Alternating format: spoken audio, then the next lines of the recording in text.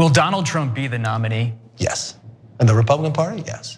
And if Biden stays as the nominee for the Democrats, I believe Donald Trump will win. I believe the Republicans will gain more seats in the House and the Republicans will win the Senate. Can he count on your support? Yes. That's an endorsement. I will support the president. I will support President Trump. Oh, we know McCarthy, we know. Now, former House Speaker Kevin McCarthy had a conversation with Robert Costa on CBS for his first interview since announcing that he is just going to quit Congress. He's not even gonna finish his term and just avoid running for re-election.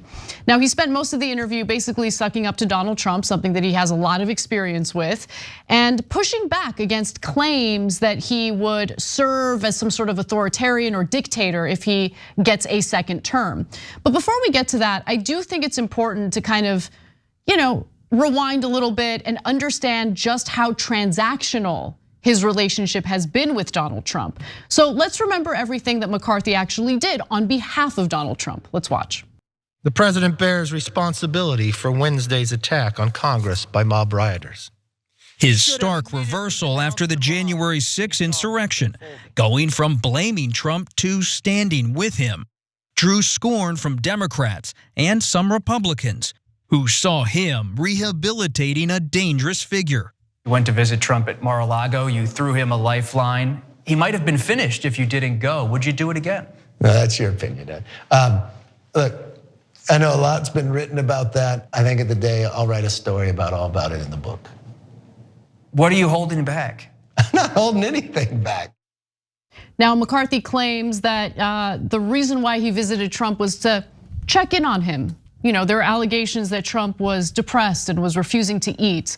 So, like Trump, McCarthy also faced a moment of crisis. The rebellion from members of his own party as they were seeking to oust him from his speakership role. We're gonna get to that and what he had to say about all of it in just a moment. But Cenk, any thoughts so far? Yeah, Kevin McCarthy is why people hate politicians. Everyone hates politicians like Kevin McCarthy. Brother, we all saw you condemning Trump, and then just a little while later, not like years later, just a tiny bit later, go and lick his boots at Mar-a-Lago. You're pathetic. The right wing thinks that, the left wing thinks that, everybody thinks that, and that's how these politicians are. They'll do anything for power. It disgusts me. And they have no agenda to help the average American, bunch of actors, B-rate actors. Kevin McCarthy's never proposed. What's the one thing he proposed when he was Speaker of the House? Cut the IRS agents that are auditing the rich. The rich have to be protected. That's all he does. He serves his donors. But I'll tell you what, Mitch McConnell's worse because Kevin McCarthy going to Mar-a-Lago didn't save Donald Trump. Nobody gives a damn what Kevin McCarthy does. Donald Trump was saved by the fact that MAGA loves him and they don't care that he tried to do a coup. They love it. They're like, yeah, America's us ruling. Right? And I know a lot of them don't get it. They think that the election was stolen because they listen to right-wing media, whatever. Mitch McConnell, on the other end, could have actually ended Donald Trump. He had done the coup attempt. They nearly got killed. They all knew the fake elector scheme. They knew Mike Pence, and then Mike Pence was handed the fake electors by the senator from Wisconsin, Ron Johnson. And at that point, they could have impeached him and said that he's never allowed in politics again. But instead, they were cowards and they didn't do that. And now he's haunting all of us, including Kevin McCarthy, Mitch McConnell, and all the establishment Republicans. What happened now, Mitch? After all of your years of being a tough guy for the donors, at the most critical time, you blinked. And when you did, you lost everything for us. Kevin McCarthy is a useless lapdog, that's all he is. Now, McCarthy was also asked about concerns that Trump would rule as a dictator should he get a second term. So I promised we'd get back to that. Let's discuss it. It was addressed during the interview. Now, if you're not familiar with why people have that concern, here's a little bit of a refresher. We pledge to you that we will root out the communists, Marxists, fascists, and the radical left thugs that live like vermin within the confines of our country. I said I want to be a dictator for one day, but the New York Times said, and you know why I wanted to be a dictator? Because I want a wall, right? I want a wall, and I want to drill, drill, drill.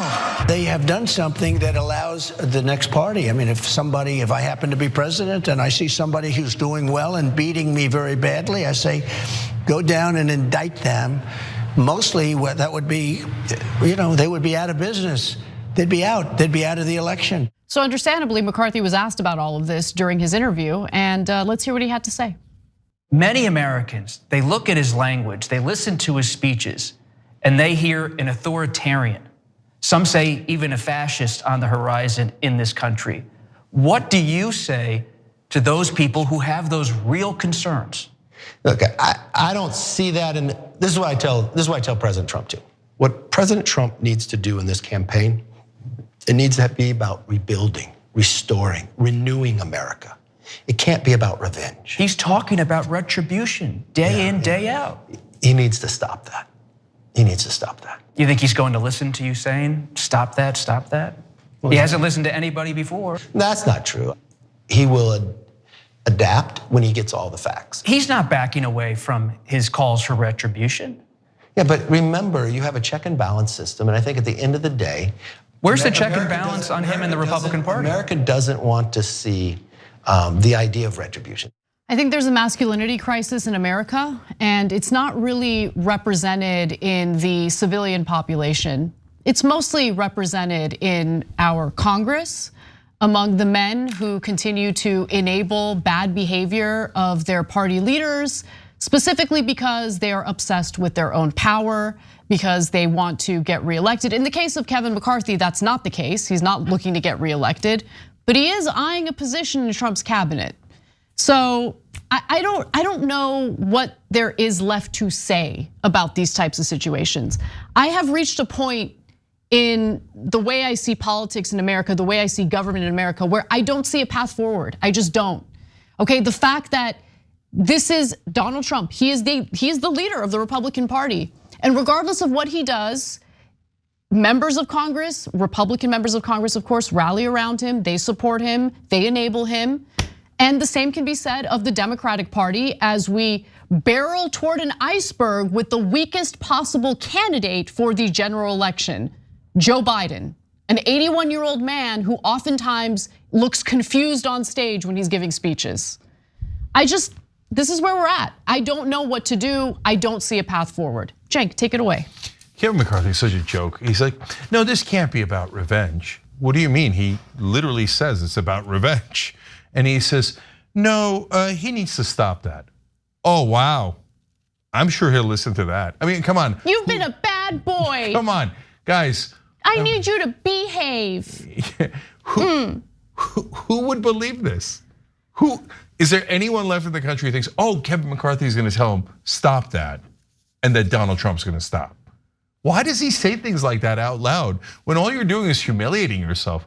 Everybody watching goes, what a loser, what an idiot. Even the Republicans go, he's not going to stop that. We don't want him to stop that, okay? So, and he says he'll adapt. How many times have you heard this? Actually, we've also heard it from Biden. Remember, Biden said on multiple occasions, don't worry, when I get elected, the fever will break and the Republicans will come back to normal sanity. How's that working out for you, Joe Biden? Why don't you go ask your son? Why don't you go ask the guys who are looking to impeach you for no reason at all? He never wanted to fight them. He's lied down like a lapdog the whole time. And now, what happened? Did the fever break? I mean, so yeah, he'll adapt, ha ha ha. But my second favorite part was the first answer when he was like, oh, what I did with Trump, I'm gonna save that for the book. Are you keeping something from us? No, of course I'm not keeping. You just said you were keeping it to put it in the book. I know. You're such a terrible liar, right? But that was my second. My favorite part was he's like, don't worry, there'll be checks and balances to mitigate his urge to be a dictator. But wait, why are you asking us to vote for the guy who has an urge to be a dictator, but that you think the checks and balances of the other party might contain his dictatorial tendencies? Because it's politically beneficial for his own purposes, that's why. And that's where we're at. This is America. This is American culture through and through. Self-interest, absolutely no concern for the common good, no love for your fellow Americans. Nothing connects us. There is no social fabric left. And that's what depresses me the most. Everyone's out for themselves. Yeah, but it's also an accidental confession. No one would say, hey, don't worry, Bernie Sanders is not going to be a dictator because there'll be checks and balances, because he's not trying to be one, whereas everyone knows, including Kevin McCarthy, that Donald Trump is trying to be one. Hey, thanks for watching that video. We really appreciate it, guys. And we appreciate it if you become members, because that allows us to be independent, honest, progressive, all the things that you don't get from corporate media. And all of that is because of you guys. Hit the join button below and become one of us. Become a Young Turk.